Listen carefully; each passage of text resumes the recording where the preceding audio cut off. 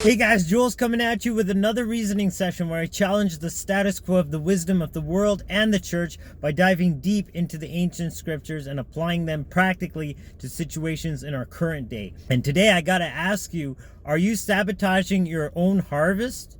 Come now and let us reason together. Come now, we can talk it over. Now today's reasoning session is going to be a bit short, but before I jump into that, I just got to say that if you like these videos, give it a thumbs up and hit subscribe for more like content, because honestly, Source is downloading these things to me all the time, and I'm constantly sharing these because the time is now, and Source is lining up those of us that are receptive for this kind of message to hear it, and is raising up an army in this time to be ready for when the shackles and all this oppression falls off from around us, and we're going to be at the forefront leading society forward as the crest of this leading wave. But that being said, I'm just going to jump right into it. The words of Jesus, or Yeshua, as his name was in Aramaic, said this: "Judge not, and you shall not be judged. Condemn not, and you shall not be condemned. Forgive, and you shall be forgiven." Now that kind of sounds obvious to us who know the system of seed time and harvest. Like, if you're judging people, you're going to be sowing seeds to receive judgment. And if you're condemning people, then you're definitely sowing seeds to be condemned. But guess what? It goes the other way too, because if you're forgiving people, then you're sowing seeds to be forgiven yourself. But it's the verse that follows this that actually puts it all into perspective, because a lot of people will quote this verse, and when you're reading these texts, you can't just be taking verses out of context or making them fit whatever paradigm you think it fits into. You got to back up, and then back up some more, and then back up a bit more. And it's when you get that full perspective that you actually realize what the passage is talking about, because it says, "Give, and it shall be given unto you." So we're talking about the seeds we're sowing here and the harvest that we're going to get, because it's going to come in good measure, pressed down and shaken together and running over, shall men give into your bosom. For with the same measure that you meet withal, it shall be measured to you again. So basically he's saying what you put out is what you get back. But you want to make sure the avenues for a good harvest are open by not judging others, by not condemning others. We see other people maybe doing things differently than us. And sure, like, maybe we've come to a certain height in our journey. Maybe we've seen things in a broader, deeper perspective and had that aha moment. But how many people out there might not have had that?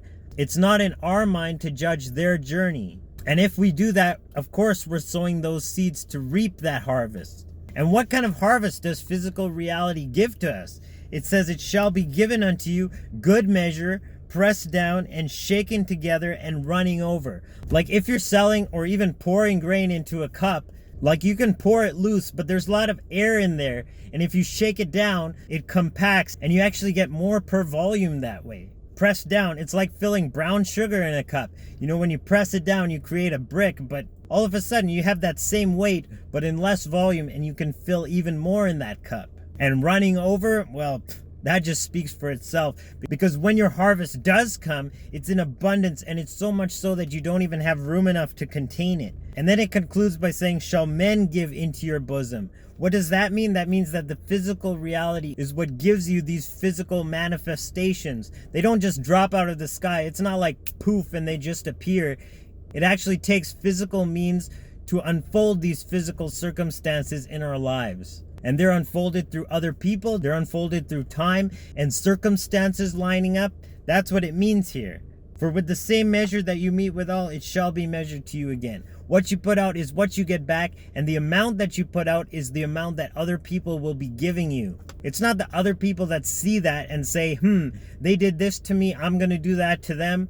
Mind you, that does play a part. But what happens is you're just opening the doors for the physical reality to give you the physical results that you've put out through the causal realm. That's what it comes down to. When we transcend the physical reality and we actually embody the state of being, then that state of being can mirror itself through the physical events unfolding in our lives. That's what it comes down to. We're not manipulating the physical reality with physical means. We're just being that state of being, that state of living in the end as if it's already fulfilled and we have nothing to worry about, and allow that state to mirror back into our physical reality as the physical events fulfilled. So don't err on the side of criticism. Don't look at others and create these barriers, because by doing so, you're actually creating these barriers in the etheric realm to keep your manifestations at bay. You know, you can do all the visualizing you want. You can journal all you want. You can set forth good intentions. But if they're being underlined by this separation in your state of being, and judgmentalism and condemnation and all that other stuff with other people, then you're just going to be stopping your own harvest from coming to you. You're going to be cutting out your own legs from actually running this race and achieving your best results. So tap into that love, tap into that connection with divine source and with our fellow man, so we can function as a holistic macrocosm and an ecosystem where we can really incorporate the kingdom of heaven as a whole and really live in the utopia that we know we were deserving of all along. So I love you guys. I'll check you in the next reasoning sesh. Joel signing out once again. Agape, Salaam, Namaste, Shalom.